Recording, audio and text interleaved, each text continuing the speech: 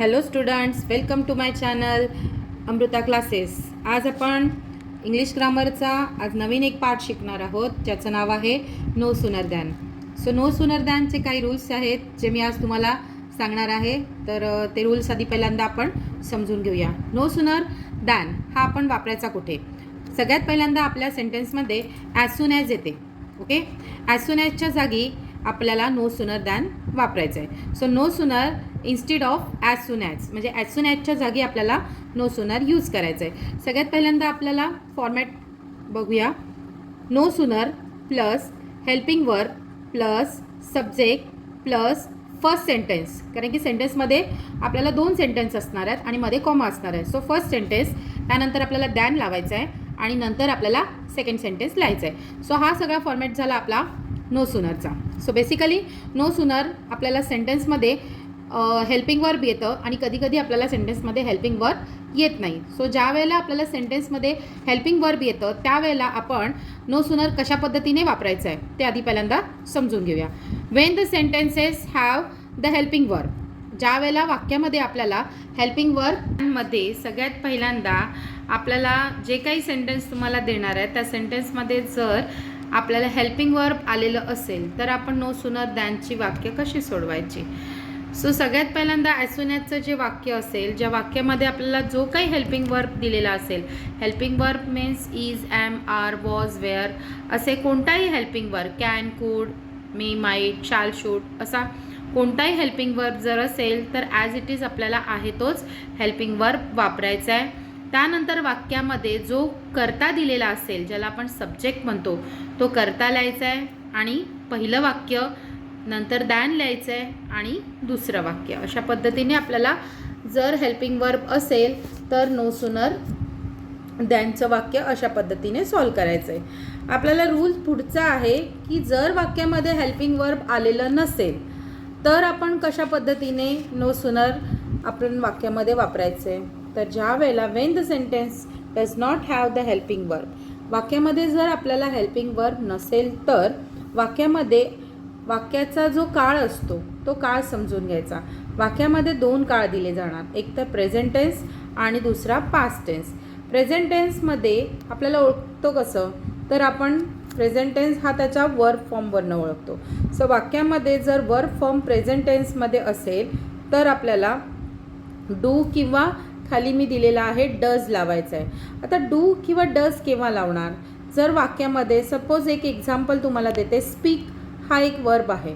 So जर main वर्बमध्ये फक्त speak असेल, त्याला कोणताही प्रत्यय लागलेला नसेल तर नो सूनर नंतर आपल्याला हेल्पिंग वर्ब तर नाही आहे वाक्यात, तो मेन वर्बचा जो फॉर्म आहे त्यानुसार आपल्याला डू लावायचा आहे. मग सब्जेक्ट बाकी सगळा रूल आहे तसाच आहे. आणि जर वाक्याच्या वर्बला, वाक्यामधल्या मेन वर्बला जर एस किंवा ES प्रत्यय लागला तर आपल्याला त्या ठिकाणी डज वापरायचं आहे. म्हणजे डू हा मेन वर्बसाठी आणि एस किंवा ES प्रत्यय लागला तर डज आपल्याला वापरायचं आहे. आणि नो सूनर जसं आपण सगळे नियम सारखेच आहेत तसंच आपल्याला डीडसुद्धा वापरायचं. तर डीड केव्हा वापरायचा, जेव्हा आपल्याला सेंटेन्स पास्टमध्ये दिलेला असेल. सो आपण पास्ट टेन्सचं वाक्य ओळखतोय मेन वर्बवरनं, ज्यामुळे जेव्हा वाक्यामध्ये मेन वर्ब तुम्हाला पास्ट फॉर्ममध्ये दिलेला असेल त्यावेळेला नो सूनर नंतर आपल्याला हेल्पिंग वर्ब म्हणून डीड वापरायचं आहे. सो हे सगळे नियम अगदी सोपे आहेत. डू, डज, डीड केव्हा वापरायचा, तर त्यांच्या मेन वर्बच्या फॉर्मनुसार. अदरवाईज जर मेन वर्ब दिलेला नसेल तर आपल्याला वाक्यामध्ये हेल्पिंग वर्ब देणार. So helping verb as it is लिहायचं आहे. ओके, हे सर्व नियम नो सूनर दॅनचे आहेत. तर आपल्याला आता सेंटेन्स बघायचं आहे. ओके, रूल नंबर 1, जसं की आता मी तुम्हाला सांगितलं की सेंटेन्समध्ये जर आपल्याला हेल्पिंग वर्ब असेल तर आपण वाक्य कसं सोडवायचं. ते एक वाक्य दिलेलं आहे, ॲज सून ॲजच्या जागी आपल्याला नो सूनर लावायचं आहे. सो वाक्यामध्ये ॲज सून ॲज आलेलं आहे बघा. As soon as Mahesh was lost his pocket he asked to his friends. As soon as Mahesh was lost his pocket, comma दिलेला आहे, he asked to his friends. So वाक्य कसं सॉल्व करणार आहे, ॲज सून ॲजच्या जागी आपल्याला नो सूनर वापरायचं आहे. या वाक्यामध्ये हेल्पिंग वर्ब आलेला आहे, तो म्हणजे वॉज. त्यामुळे नो सूनर नंतर पहिला हेल्पिंग वर्ब आणि त्याच्यानंतर सब्जेक्ट लावायचा आहे. वाक्यातला सब्जेक्ट म्हणजे कर्ता आहे Mahesh. So was Mahesh first sentence as it is लिहायचं आहे, लॉस्ट इज पॉकेट, आणि 2 वाक्यांच्या मध्ये जोडणीसाठी कंजक्शन म्हणून आपल्याला दॅन लावायचं आहे आणि दुसरं वाक्य आपल्याला आहे तसंच सॉल्व करायचं आहे. अशा पद्धतीने आपण हेल्पिंग वर्ब असेल तर वाक्य कशा पद्धतीने सॉल्व करायचं हे तुम्हाला आता समजलेलं आहे. ओके, सेकंड सेंटेन्स बघूया आपण. सेकंड सेंटेन्समध्ये कोणताही हेल्पिंग वर्ब नाही आहे, पण मेन वर्बला फॉर्म लागलेला आहे. कोणता फॉर्म आहे? त्या मेन वर्बच्या फॉर्मनुसार आपल्याला डू, डज किंवा डीड हा आपल्याला वापरायचा आहे. जसं की आता वाक्य बघूया. ॲज सून ॲज शी अमेज टू दिस आज she announce the reward. As soon as she amaze, ED लागलेला आहे म्हणजे वाक्य तुमचं पास्ट टेन्समध्ये.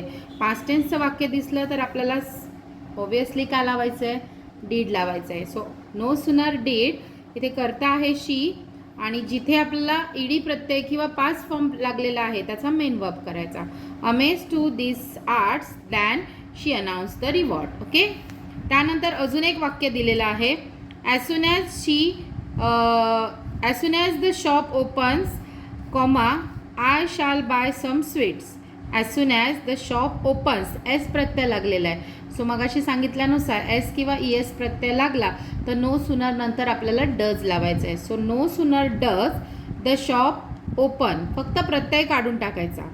जर डज वापरला तर एस किंवा ई एस प्रत्यय आलेला असेल तो आपण काढायचा आणि मेन वर्ब टाकायचा. त्याचप्रमाणे डीड जर लावला तर आपल्याला पास्ट फॉर्म्समध्ये जो मेन वर्ब असतो तोही काढायचा आणि मुख्य मूळ क्रियापद टाकायचं.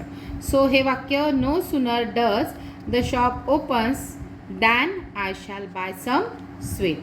ओके, होप सो तुम्हाला आजची वाक्य समजलेली असतील आणि आजचा नियम देखील नो सुनर दॅनचा लक्षात आलेला असेल. असेच तुम्हाला नवीन नवीन इंग्रजी टेक्स्च्युअल ग्रामर आणि रायटिंग स्किल मी आजपासून माझ्या पुढच्या व्हिडिओमध्ये नक्की पाठवण्याचा प्रयत्न करणार आहे.